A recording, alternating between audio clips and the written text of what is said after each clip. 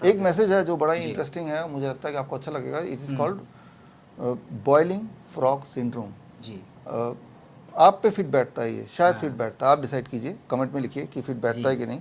Boiling frog syndrome दुनिया में सबसे ज़्यादा दुखदाई बात है, बीमार रहते हुए जिंदा रहने की कोशिश में लगे रहना, रोज़ दवाइयाँ पे दवाइयाँ ले रहे हैं, जिंदा रह रहे हैं। आधा टाइम तो और पैसा इसी में लग रहा है कि भाई अपने दर्द को कम करना, दवाइयाँ लेना, diagnostics, all this things, hospital visit, clinic visits, right. तो ये उसी मेढक की तरह है। मेढक या फ्रॉग आप लेते हैं, एक पतीले में डालिए, पानी भरा हुआ पतीला नॉर्मल टेम्परेचर पे, और टेम्परेचर को धीरे धीरे बढ़ाते हैं उसकी, हर आधे घंटे में 1 डिग्री टेम्परेचर बढ़ाया, और वो मेंढक को पता ही नहीं चलेगा कि कब बॉइलिंग टेम्परेचर पॉइंट तक आ गया। यानी कि उसमें उबल रहा है वो फ्रॉग, उसके हाथ पैर जल रहे हैं, गल रहे हैं, कुक हो रहा है, लेकिन उसे एहसास ही नहीं हो रहा कि इतने धीरे धीरे खतरा बढ़ता जा रहा है, लेकिन वो निश्चिंत है, वो देख ही नहीं पा रहा, खतरे को पहचान नहीं पा रहा। और जब तक पहचान पाता, जब वाकई में बॉइलिंग पॉइंट में आ जाता, तब तक उसके हाथ पैर ऑलरेडी जल चुके, गल चुके, इतनी ताकत नहीं रहेगी कि वो उछल के कंटेनर से बाहर जंप करे। तो अभी जो परिस्थिति है ना, अगर आप हमारे एम्स हॉस्पिटल आते हैं, किसी भी डेराबस्सी में आइए, तो देखेंगे आप कि पेशेंट आते हैं and stage kidney failure, already dialysis हफ्ते में 3 बार चल रहा है, ऑलरेडी ट्रांसप्लांट की बात हो रही है, बीपी वगैरह फिर भी कंट्रोल में नहीं आ रहा है। तो ये परिस्थिति है। उन्हीं पेशेंट्स का जब मैं 10 साल पुराना, 15 साल पहले का जो मेडिकल रिकॉर्ड देखता हूँ, तब वो मेडिकल रिकॉर्ड यही था कि एक दवाई चल रही, डायबिटीज़ की, एक बीपी की, एक थायराइड की, कोलेस्ट्रॉल की, थोड़ा मोटा हल्का फुल्का दर्द रहता है, बाकी नॉर्मल चल रहा है। उन्हें समझ ही नहीं आता उस मेंढक की तरह कि रोज जो दवाइयों पे दवाइयाँ ले रहे हैं, धीरे धीरे वो टेम्परेचर बढ़ने की तरह किस तरह से बीमारियां फैलती जा रही दवाइयों के बदौलत।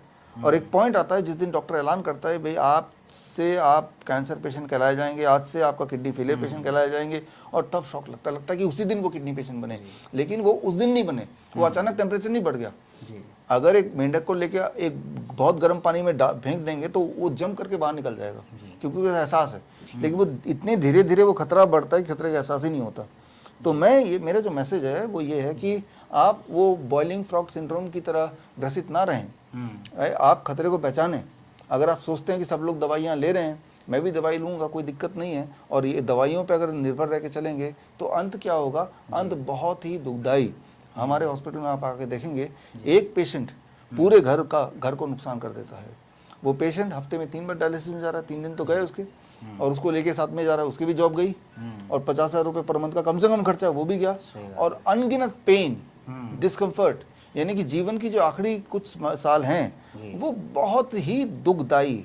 वो दुख ना तो पेशेंट देख पाता, वो दुख ना तो उसके परिवार वाले देख पाते हैं। कई बार तो परिवार वाले प्रे करते हैं कि ये इनको भगवान ऊपर ही उठा ले, वो खुद भी प्रे करता है।